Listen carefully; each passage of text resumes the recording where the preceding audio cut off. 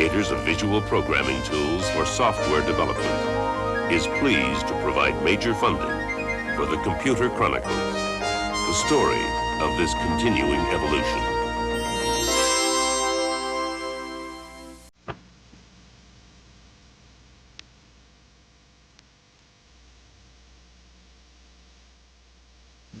He didn't think very long about that, did he?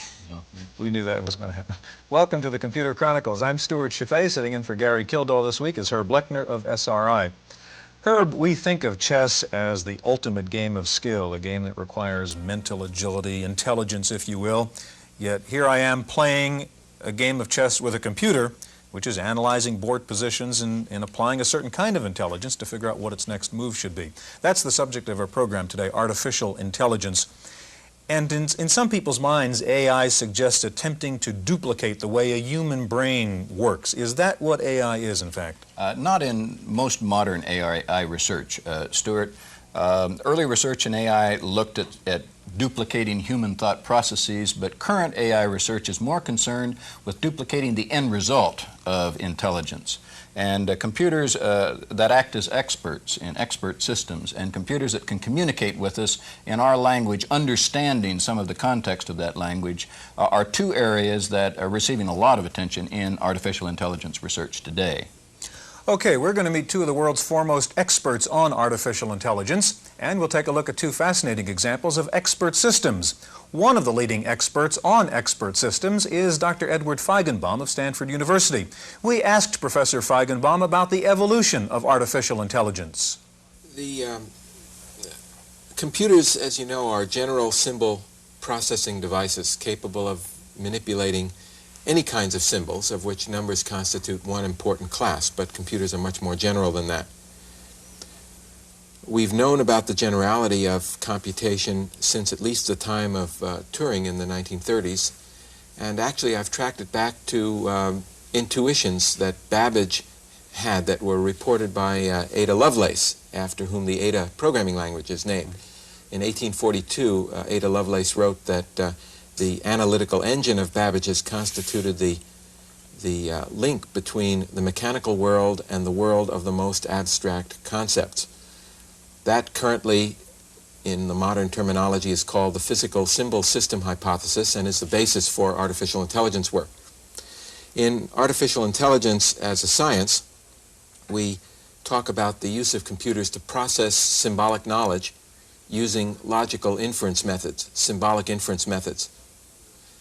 In other words, we're talking about inference and not calculation in the traditional sense. We're talking about knowledge and not numbers in the traditional sense. A current application of inferential knowledge engineering is in the field of expert systems. Programs like this Oil Exploration Advisor. Developed to assist drilling rigs in remote areas, the program behaves much like a qualified specialist. It asks questions of its user and then gives advice on how to avoid or correct accidents so common in drilling operations. If at some point in the line of questioning the user becomes confused by the query, he can ask the program to explain itself, simply by entering why. The advisor responds with a specific source behind the question and explains its reasoning up to that point. The symbolic processing behind the human-like talents of this program have found applications in a broad range of fields, from medicine to robotics.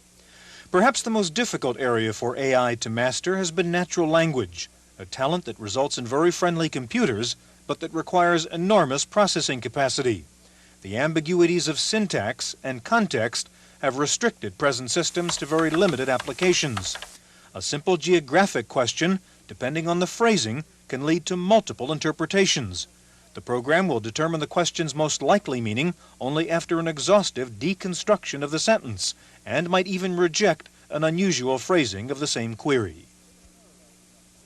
In a parallel development, investing AI programs with linguistic ability has led to an interactive study of graphic communication. In this experiment, the visual dynamics of communication form the foundation for a linguistic expert advisor capable not only of discerning visual patterns, but also acting as a kind of tutor. One interactive application has given persons without normal speech the ability to adapt or construct alternative symbolic languages, a remarkable instance of using a computer program's intelligence to help interpret human intelligence.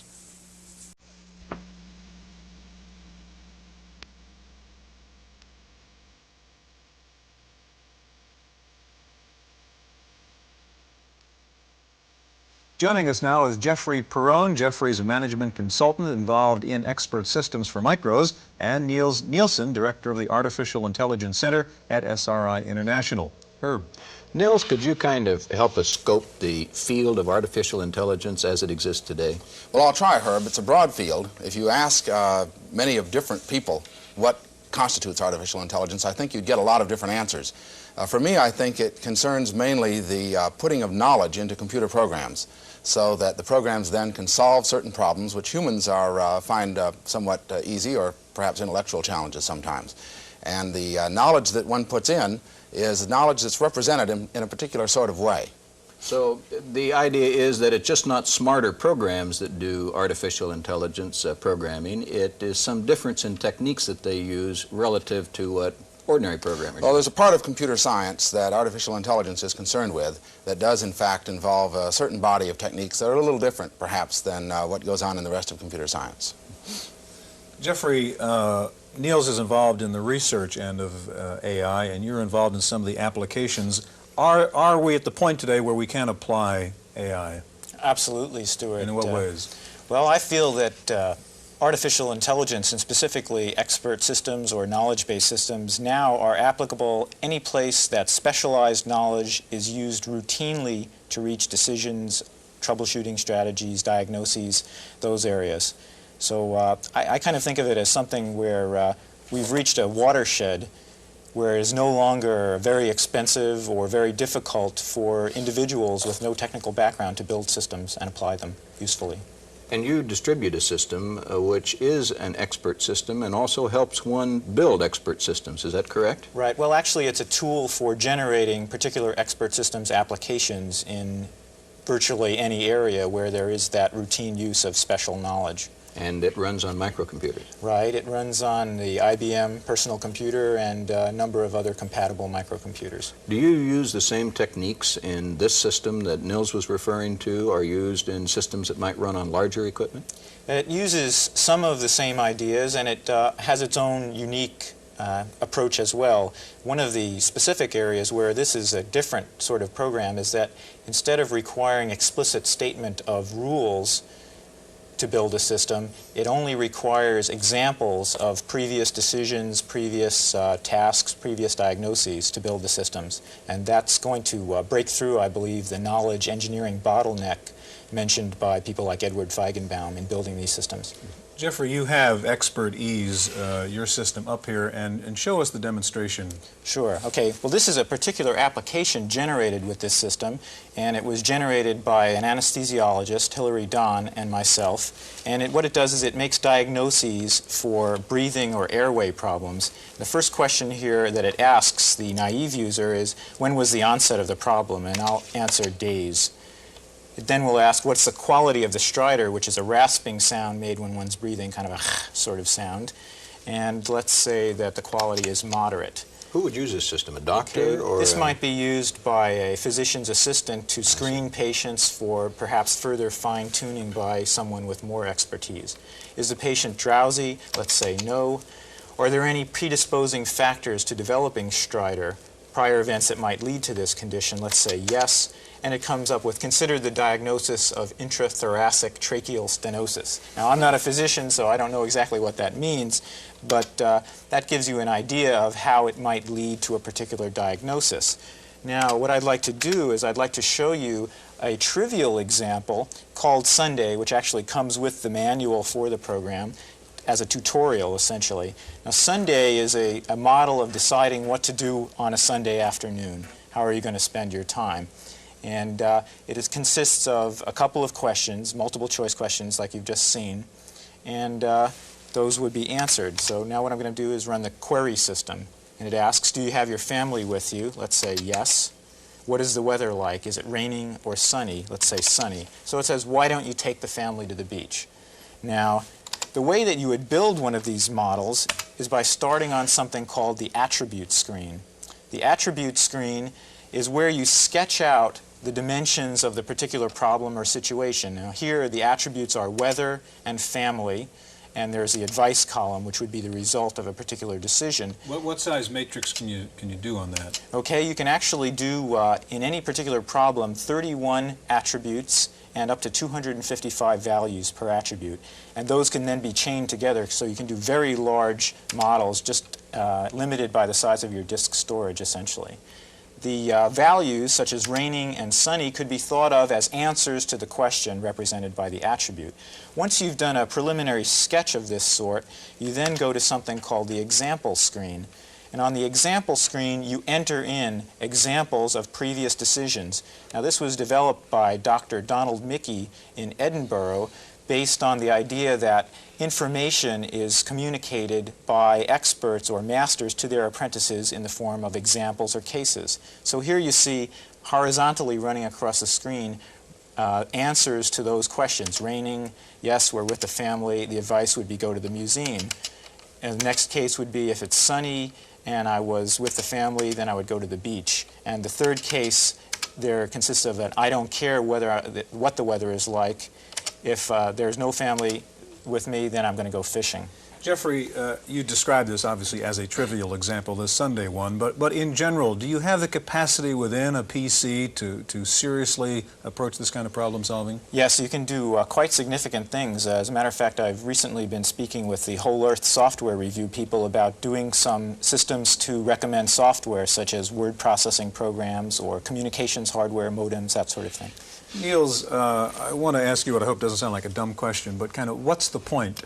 Why do we develop something like this kind of system? Is it to replace the doctor, say, in the diagnosis situation? What is the end result of this? Well, I think there'd be a lot of uses of systems like this. I think the present ones actually do have a lot of brittle features that perhaps might limit their utility at the present time. But in the long run, that is 10 years, 20 years, something like that, these kinds of systems, I think, will be quite generally useful in a wide range of settings. First of all, the knowledge that these systems contain, at least we hope to put in the knowledge of world-class experts, people who know so much about the field that there might only be 5 or 6 of them in the whole world who know that much. Now, there can be some pretty good practicing people who nevertheless aren't quite as good as the world experts in a particular subject. So it helps us spread the knowledge of an expert around a good deal in a way which can be copied quite easily. Okay, in just a moment we're going to meet the man who invented the term artificial intelligence, and we'll see a demonstration of knowledge engineering. That's coming up next.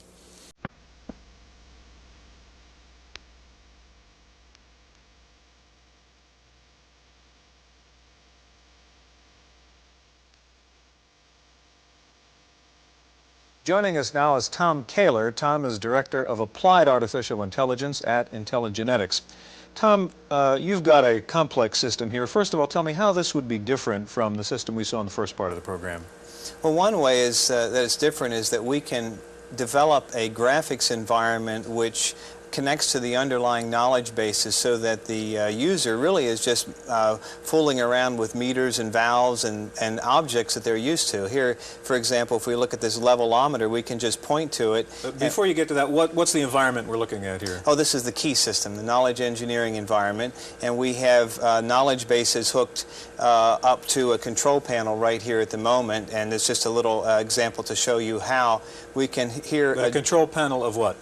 This could be a control panel, say, to a nuclear reactor, or to an instrument, or any other kind of operational device that you would want to work with. And here, for example, we're just changing the value of a meter, and notice that it's generating a strip chart showing the time course behavior. Another thing we can do with these kinds of panels is we can go in and look at valves, and we can affect the valve whether it's open or shut.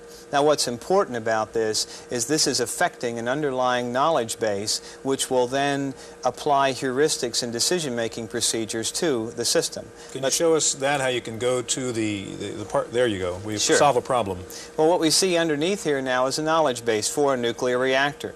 and we can have a representation of the components of the nuclear reactor, as well as a representation of the decision-making behavior that would be carried out by the expert. And what you will see here is that it's both possible to use rule-based reasoning as well as representation of the underlying knowledge. One of the first things we'll do here is just take a look at how we could test the hypotheses of a particular accident situation. And we just point to test hypotheses and activate it here. And what we see the system doing is going through a decision-making process where it's accessing the underlying knowledge base, looking at the various states of the components. And by the way, the states of these particular components can be accessed directly into the instrument or into the nuclear reactor. Now you can actually interrogate the system and ask it what course of logic is it following. Is that correct? That's right. Right now it's come up and asked the operator a question. Is it true that the steam generator level is decreasing? So we can say, why is this being asked? And it will explain to us that it's doing it in order to prove that the steam generator inventory is inadequate. We will then give it an answer, and it goes on to reach a conclusion. Okay, Tom, this system runs in Lisp. Why is Lisp the right language for an AI application? Well, one of the reasons that Lisp is so important is that you need to have very powerful symbol manipulating capabilities. Decision making is primarily a symbolic activity. Knowledge representation is primarily symbolic, and you need that kind of capability. Okay, thank you. Herb. John McCarthy has joined us. John is a professor of computer science at Stanford University and one of the pioneers in the field of artificial intelligence. Among his other accomplishments, he invented Lisp, the language that Stewart just referred to. John, why did you invent Lisp? Well, for artificial intelligence work, the kind of thing that they are doing here. What are its characteristics that make it different than some other language as applied to artificial intelligence? Besides the ones that Tom mentioned, one of its important characteristics is that its programs and are in the same format as its data, so that it is easy to make programs that produce programs and look at programs. So it allows us to deal with facts and logic more than numbers. That's correct. I guess it's on everyone's mind when we talk about smart machines. How smart can machines become? What are the limits of artificial intelligence? Well, I see no limit short of human intelligence, and then with faster machines one could do the equivalent that a human could do in a short time in a very long time. Niels, what's your thought on that? How far can we go with this? Well, I'd separate some of the problems that we're facing in order to make machines more intelligent into about three different varieties. We've heard a lot about how important knowledge is, and one of the important things about knowledge is what knowledge should be represented in a program. And some of the difficulties that we're having in making programs smarter is that we're not sure exactly what it is we want to tell those programs about certain subjects. Another category is, once we figure that out, how do we represent the knowledge in the computer itself? And certain kinds of knowledge is proving a little difficult for us to represent it. The third category has to do with how that knowledge is used, and certainly there's various activities there that have been rather successful, but other things that really have to be done yet. Is there a frustration level in this field in that there's a lot of hope of what you can do with something like AI, but yet, as you've pointed out, Niels, it seems harder perhaps than one thought to really put this into a practical application? John? Well, there is a certain level of technology in artificial intelligence today, and many people are making applications based on this technology. On the other hand, something that Niels said earlier rouses a thought in me.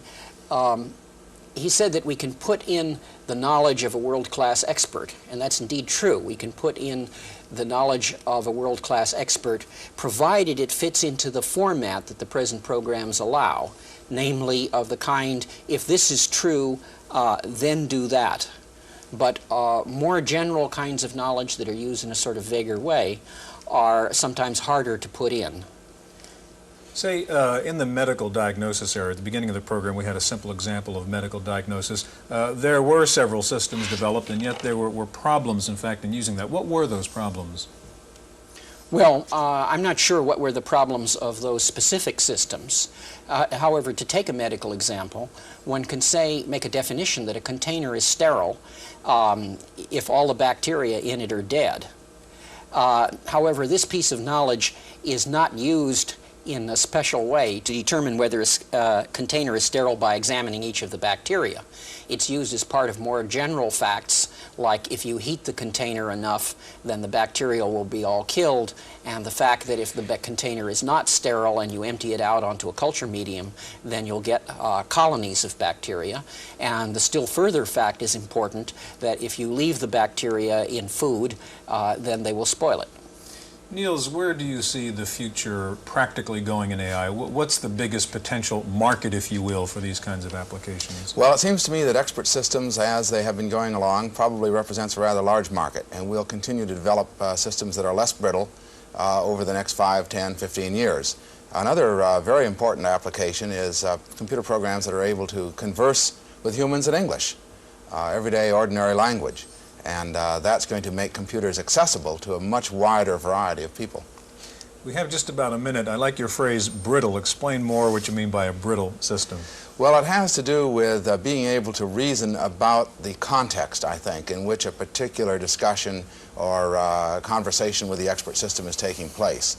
If the information that's needed to reach a certain conclusion is there and is there explicitly, then the system is usually able to come up with some reasonable answer. If it has to have what you might call common sense knowledge, knowledge that all of us learn by the time we're 10 or 15, then it has a good deal more difficulty and, in matter of fact, fails in many of those cases. So, ironically, common sense is the most difficult thing. There's very few people who are willing to pay for putting common sense knowledge into a computer, whereas it is interesting and commercially important to put knowledge about a nuclear reactor into a computer.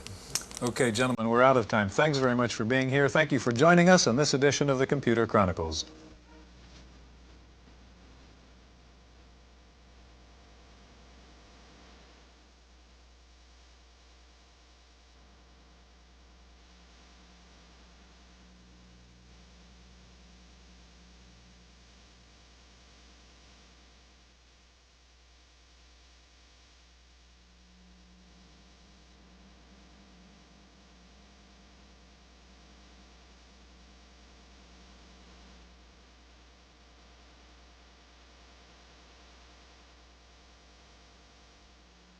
Microfocus, creators of visual programming tools for software development, is pleased to provide major funding for the Computer Chronicles, the story of this continuing evolution.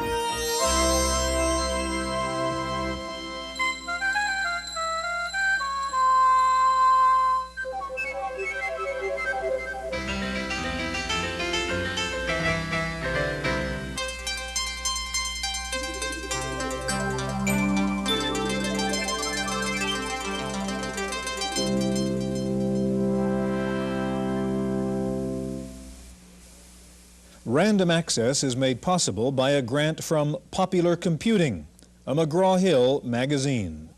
I'm Susan Bimba, sitting in for Stewart Cheifet. In the random access file this week, the Commerce Department has made a move to stop the export of technology to countries allied with the Soviet Union, hitting the Digital Equipment Corporation with tough new restrictions on its exporting practices. Now DEC has to get individual export licenses for each sophisticated computer it ships to West Germany, Austria, or Norway. Government officials say in these countries, computers can be easily diverted to the Eastern Bloc countries.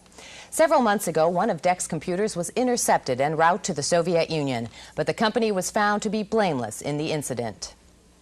Despite a strong lobby by the high-tech industry, President Reagan has given the Pentagon power to advise the Commerce Department on computer and high-tech exports to all foreign countries. The Pentagon already had the right to advise about applications for exports to communist countries. The Pentagon feels its input would help cut down on the number of computers that get diverted from non-communist countries to communist ones.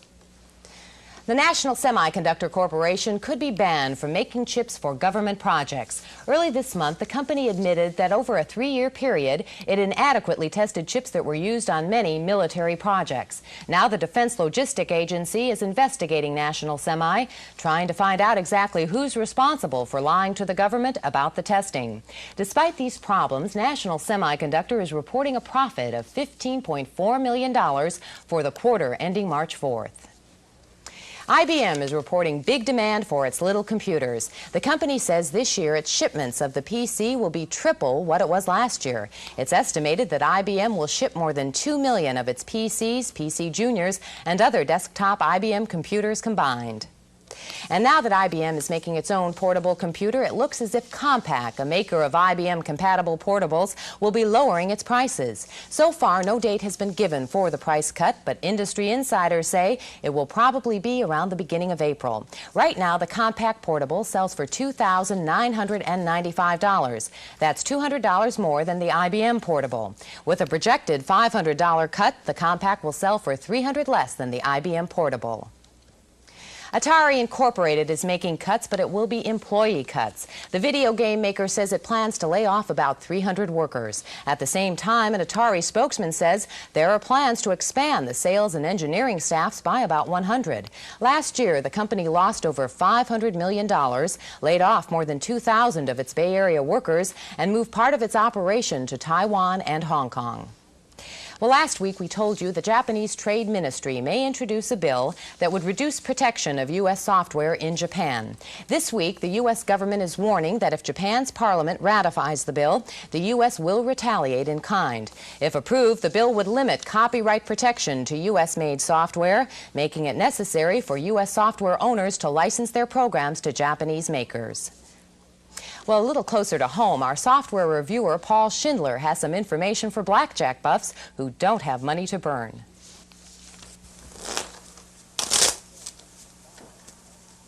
If you gamble in Nevada or Atlantic City, that's a familiar sight, the shuffling of blackjack cards, usually accompanied by the sight of your money being swept in by the dealer at the end of the round. Well, if you're tired of losing, there's a computer program for you. It's Ken Houston's Professional Blackjack. Now, it's pretty rare when the writer gets top billing when they name a computer program, but Houston deserves it. He's a former official of the Pacific Stock Exchange, and now he's a full-time gambler. Of course, some people would say that isn't much of a switch, but anyway, on a recent trip to Las Vegas, Houston was kicked out of 5 casinos after winning more than $3,000. Now, most computer blackjack games will just play blackjack with you. But the Whole Earth Software Catalog and Review says Houston's Professional Blackjack will teach you how to play the game and win using various point counting methods. The graphics are crisp, the table is green, the cards realistic looking, and the sound is good too. You can hear the cards hitting the table. Another use of sound, the program advises you on betting and card play, and it beeps at you when you goof. Ken Houston's Professional Blackjack is $70 from Screenplay in Chapel Hill, North Carolina. For Random Access, I'm Paul Schindler. Next week, Paul reviews Volkswagen Deluxe, and that's it for this week's Random Access. I'm Susan Bimba. Random Access is made possible by a grant from Popular Computing, a McGraw-Hill magazine.